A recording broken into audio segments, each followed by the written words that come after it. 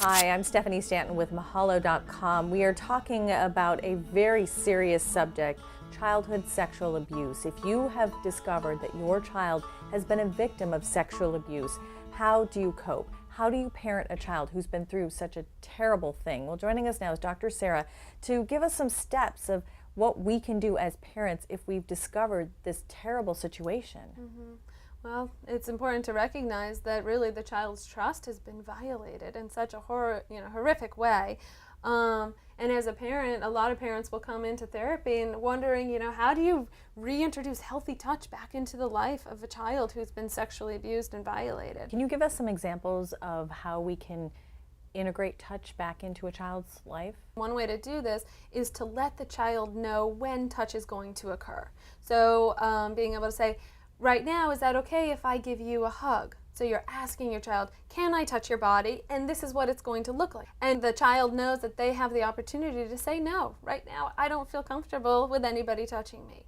Giving them control back. They have control exactly over who touches their body, what it feels like, and when it's going to occur. There are some parts of the body that for a child actually may feel safer. So for a parent, again, who's going to be integrating healthy touch, they may start by saying, okay, can I just give you maybe a foot massage, and starting by just like gently touching their feet and saying, okay, I'm just going to hold your feet now. And the feet may feel like a safer area opposed to the child's torso being touched, starting with the feet and starting there. And again, as a parent, you have to be patient and going slowly and recognizing what feels comfortable for your child and what doesn't feel comfortable with your child, and knowing that it's okay to set boundaries and to allow your child to set boundaries in terms of what they want the touch to look like and feel like. Yeah.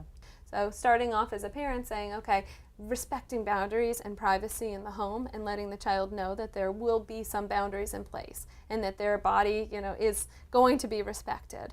There are some resources, including books, that parents can use with their kids that help them recognize body boundaries. This is important for a child who's been sexually abused because sometimes some parents will see that the children are then inappropriately touching other children at school. So they're, you want to send the message that a child needs to help protect their own body, but also to respect other people's bodies as well.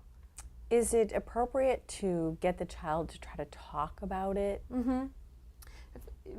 For a child, again, sexual abuse can be such a difficult topic, and there can be a lot of shame and guilt and embarrassment around it, and they're not quite sure what's appropriate to talk about and who they can talk to this about. So letting them know that, as a parent, that you're going to be open to talking about it, even if it's uncomfortable, even if there's a lot of painful memories and experiences that have to be addressed, that the child has a place to talk about it is going to be very important. And the parent is going to validate the child's emotions and what they experienced. And this may go without saying, but do you recommend professional help in all situations when it comes to sexual abuse? I think it's extremely important to have a professional involved who's going to be working directly with your child and helping your child to cope. Again, there's a hope in this area, that the child can heal, and that the child can, adapt to what's happened, but really go out and function in the environment with peers in school and in the family again.